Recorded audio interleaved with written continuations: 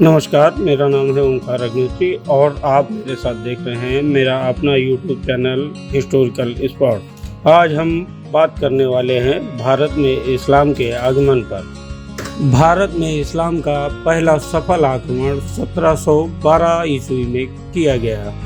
यह आक्रमण मोहम्मद साहब के उत्तराधिकारी उमर खलीफा के सेनापति मोहम्मद बिन कासिम ने किया। वह भारत पर सफल आक्रमण करने वाला प्रथम मुस्लिम अरब था, जिसने 17 वर्ष की छोटी सी आयु में सिंध व मुल्तान को जीत लिया। मोहम्मद बिन कासिम इराक के शासक अल हज्जाज का दामाद और एक क्रूर सेनानायक था। कासिम के आक्रमण के समय सिंध पर राजा दाहिर सेन का शासन था।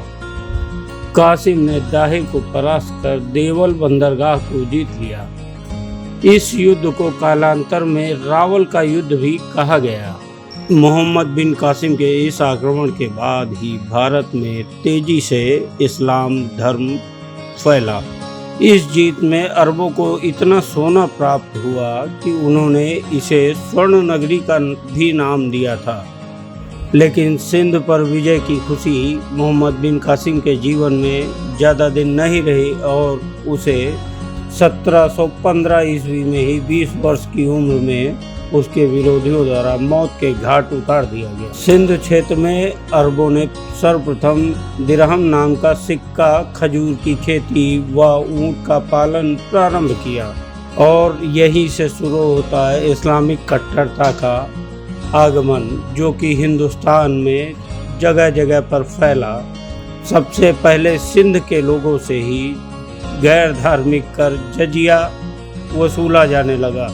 भारत में हुए इस मुस्लिम आक्रमण का उद्देश्य अरब राज्य का विस्तार व इस्लाम धर्म का प्रचार प्रसार करना था। इसमें अरब काफ़ी हद तक सफल भी रहे और सिंध पर विजय पा लेने के बाद अरबों ने विस्तार की जोरदार नीति आरंभ की और खलीफा हाशिम के अधीन उसका राज्यपाल जुनैद ने पश्चिम भारत के बहुत से क्षेत्रों पर विजय प्राप्त की, जिसे प्रतिहार शासक नागभट्ट प्रथम ने पराजित किया।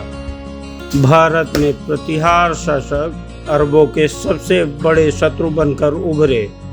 मुल्तान पर विजय अरबी मुसलमानों का अंतिम आक्रमण था। इसके बाद तुर्की मुसलमानों का आक्रमण हुआ, जिसने भारत साम्राज्य में इस्लाम धर्म की नींव रखी। भारत में एक स्थायी व सुदृढ़ शासन स्थापित करने वाले तुर्क थे। अरबों के प्रारंभ किए हुए कार्य को तुर्कों ने पूर्ण किया। अरब के लोग भारतीय कला और ज्ञान से भी बहुत प्रभावित हुए।